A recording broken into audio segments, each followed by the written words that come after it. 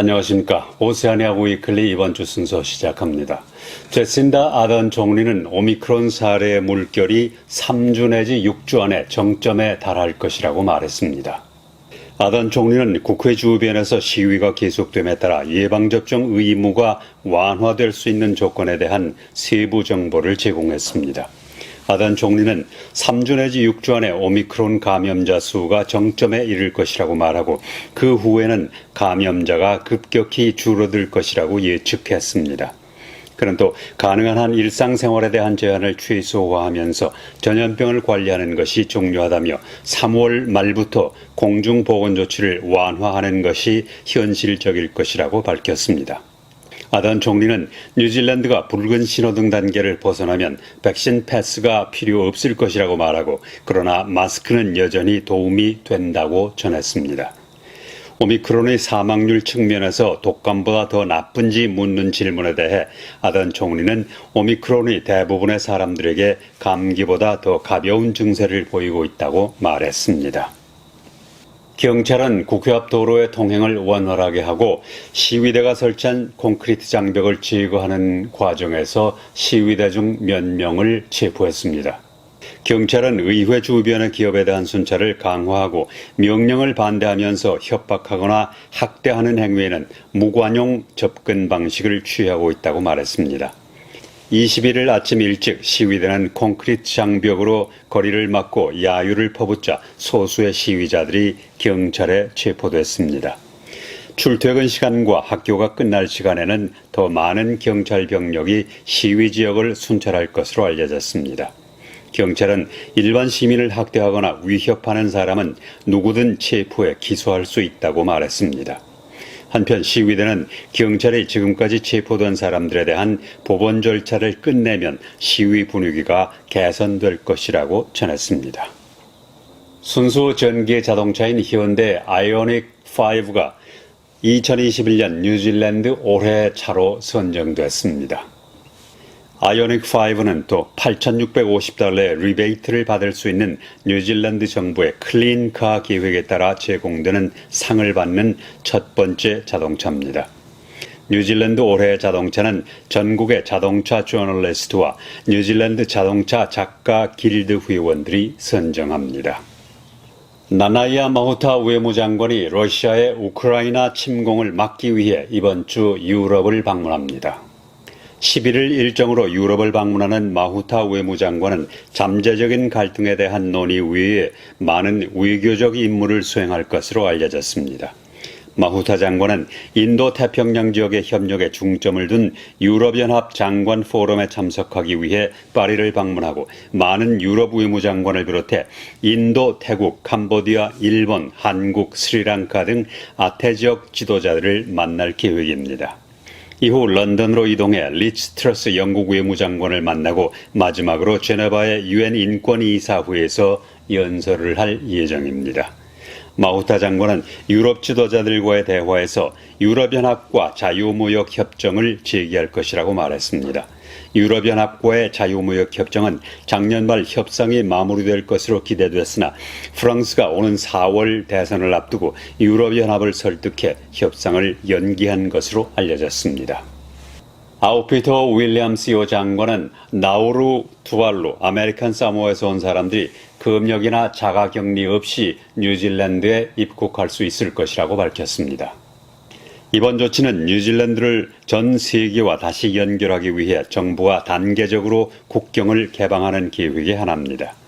나우루, 투알루, 아메리칸 사모아인들은 2월 27일부터 격리 없이 뉴질랜드를 방문할 수 있습니다. 시오 장관은 이들 국가는 코로나19 지역사회 감염 사례가 없기 때문이라고 말했습니다.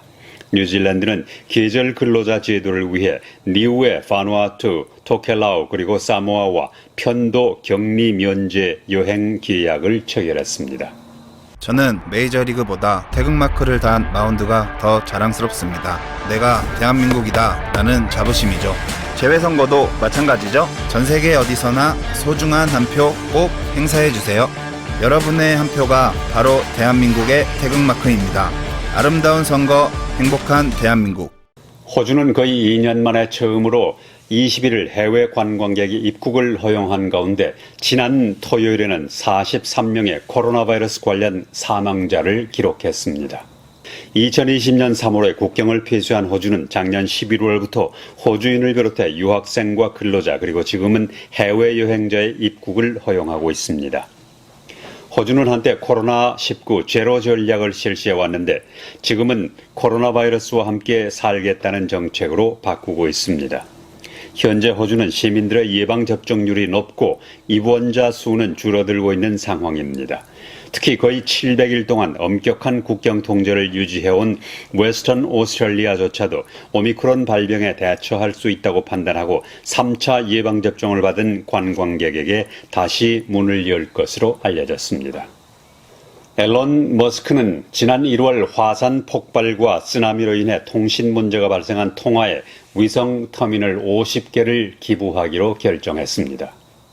이러한 조치는 뉴질랜드 국민당의 셰인 레티 의원을 포함한 많은 사람들이 통화의 통신시설을 다시 연결하는 데 도움을 달라고 앨런 머스크에게 로비를 한 후에 이루어졌습니다.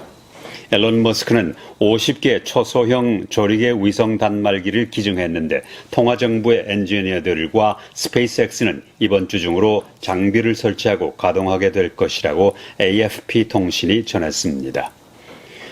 키위 재배업자들은 해외에 살고 있는 뉴질랜드인들에게 귀국해서 키위를 따고 포장하는 애국적 의무를 다해줄 것을 요청하고 있습니다.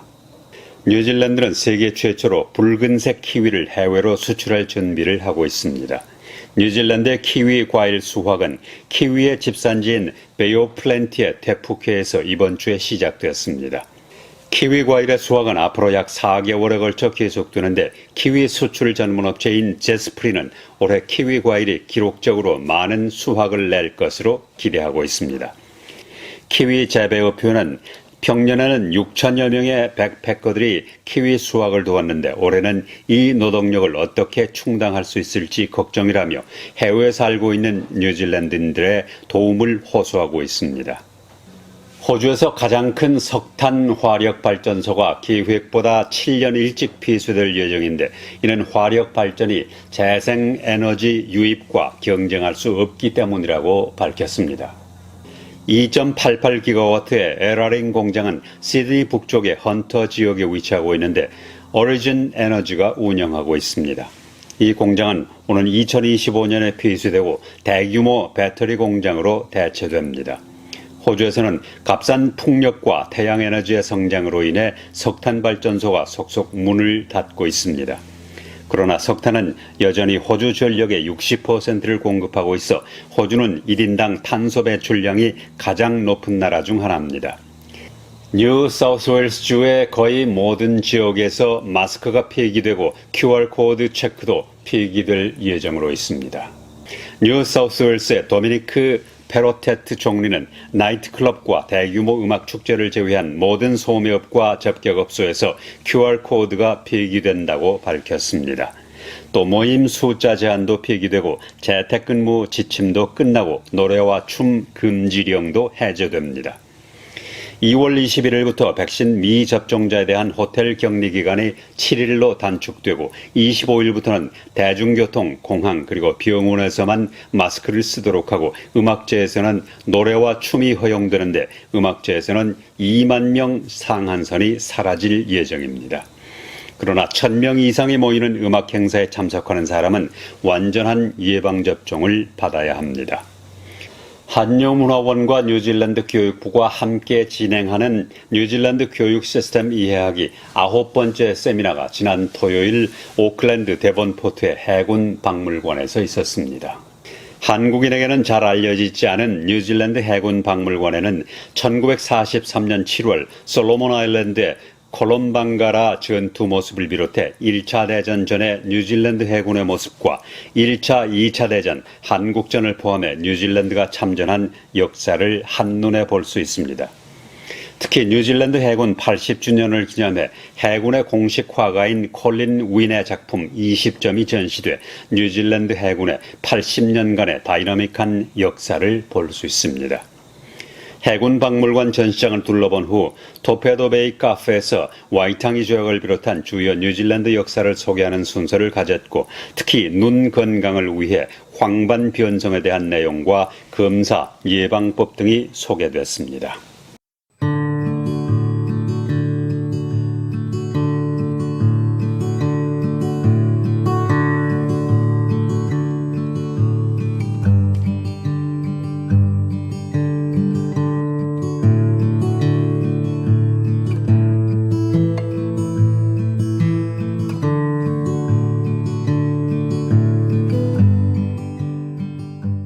저는 메이저리그보다 태극마크를 단 마운드가 더 자랑스럽습니다. 내가 대한민국이다 라는 자부심이죠. 재외선거도 마찬가지죠. 전세계 어디서나 소중한 한 표 꼭 행사해주세요. 여러분의 한 표가 바로 대한민국의 태극마크입니다. 아름다운 선거, 행복한 대한민국.